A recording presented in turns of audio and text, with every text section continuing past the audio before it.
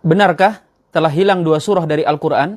Merekonstruksi 2 surat yang hilang dalam Al-Quran, yaitu surat Khala dan surat Hafiz. Jadi ada 2 ya, surat Khala dan surat Hafiz. Hafiz, ha, fa, dan dhat, Hafiz. Itu dua surat yang tidak ada. Dan sekarang sudah mulai direkonstruksi oleh kawan-kawan yang nakal. Kira-kira bunyi suratnya kayak gimana gitu. Mereka merekonstruksi dari berbagai sumber, tradisi-tradisi awal, untuk melihat surat yang nggak ada nih gimana sih. Saya akan berikan 8 bantahan terhadap apa yang dinyatakan oleh profesor ini dalam videonya tersebut.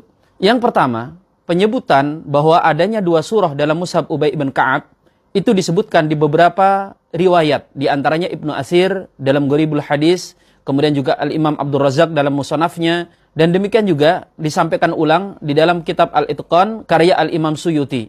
Dan dari semua riwayat tersebut tidak ada satupun yang sampai pada derajat sahih. Maka sesuatu yang sangat dikenal dalam hukum Islam, baik kaitannya dalam sejarah, fikih, apalagi akidah, termasuk dalam masalah ilmu Al-Quran, tidak mungkin riwayat yang sahih itu bisa dikalahkan dengan riwayat yang dhaif. Riwayat bacaan Al-Quran itu bukan cuma sekedar sahih, tetapi sampai derajat mutawatir. Tidak mungkin sesuatu dengan derajat sahih mutawatir itu bisa diotak-atik dengan riwayat yang dhaif. Yang kedua, para sahabat Nabi itu memang memiliki mushaf pribadi. Di antaranya adalah sahabat Ubay bin Ka'ab. Dan di antara sifat daripada mushaf pribadi para sahabat itu berisi catatan-catatan, baik berupa keterangan atau termasuk tambahan hadis Nabi, termasuk adanya tambahan doa. Maka jika riwayat ini mau diterima, apa yang tercantum yang dikatakan sebagai 2 surah tersebut bisa jadi adalah doa atau hadis yang ditambahkan oleh sang penulisnya. Dan itu hal yang biasa dalam buku catatan, termasuk catatan mushaf Al-Quran.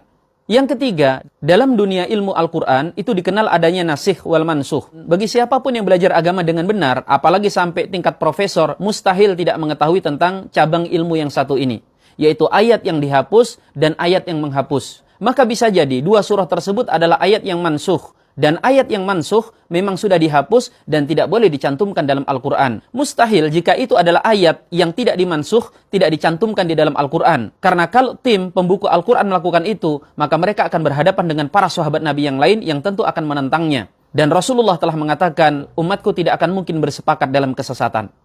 Yang keempat, ulama sepakat bulat bahwa isi Al-Quran itu tidak mengalami pengurangan ataupun penambahan. Maka mengatakan adanya surah yang mansukh misalnya dengan istilah hilang, itu hanya 1 dari 2 kemungkinan.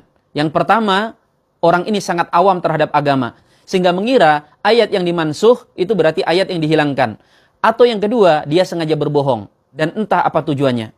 Apakah sekedar mencari popularitas, atau mencari cuan, atau untuk menyerang dakwah, dengan menghembuskan keraguan-raguan terhadap kaum muslimin, dan untuk menyenangkan kaum kufar, karena mereka tentu sangat senang dengan yang beginian. Simak bacaan saya berikut ini. Allahumma inna nasta'inuka wa nastahdik wa nastaghfiruka wa natubu ilaik wa nusni alaik nashkuruka wa la nakfuruka wa nakhla'u wa natruku ma yafjuruk Allahumma iyyaka na'bud wa laka nusalli wa nasjud wa ilaika nas'a wa nahfid narju rahmataka wa nakhsha 'adzabak inna 'adzabakal jidda bil kufari mulhiq.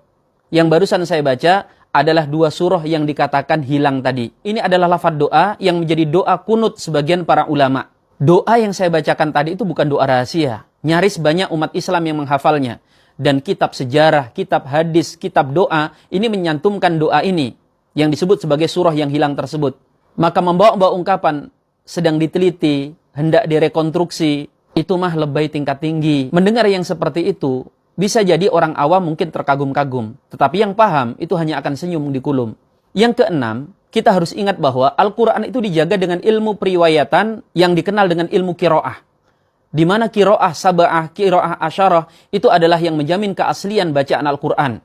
Dan tentang qiraah yang mu'tabarah, yang bisa dipastikan bersumber dari Nabi SAW, di antara riwayatnya diambil dari Ubay bin Ka'ab. Yang mengambil riwayat bacaan Quran dari Ubay bin Ka'ab, di antaranya adalah Nafi', Ibnu Katsir, dan Abu Amru. Dan dari qiraah para imam ini, tidak ada satupun yang menyebutkan 2 surah yang disebut hilang tersebut. Kalau memang 2 surah itu benar-benar ada, maka mustahil tidak diriwayatkan dalam ilmu qiraah yang dipelajari oleh para ulama. Yang ketujuh, mushaf Al-Quran itu terbiasa adanya tambahan. Dan penambahan dalam mushaf Al-Quran itu tidak berarti bahwa itu surah Al-Quran.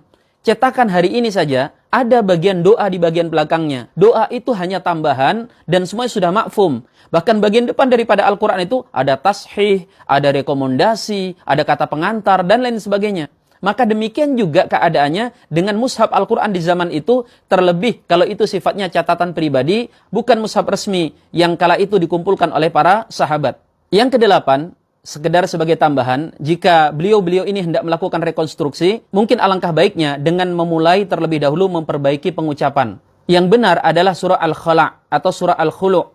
Diambil dari lafaz nakhla'u.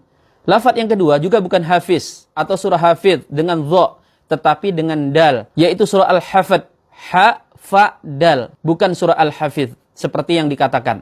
Maka tuan-tuan sekalian yang hendak melakukan rekonstruksi terhadap Al-Quran tersebut, silahkan libatkan saya. Saya sangat siap membantu. Meski saya sangat yakin tidak akan mungkin ada proyek rekonstruksi Al-Quran. Mungkin kalau disebut mulung, itu lebih tepat dan lebih pas.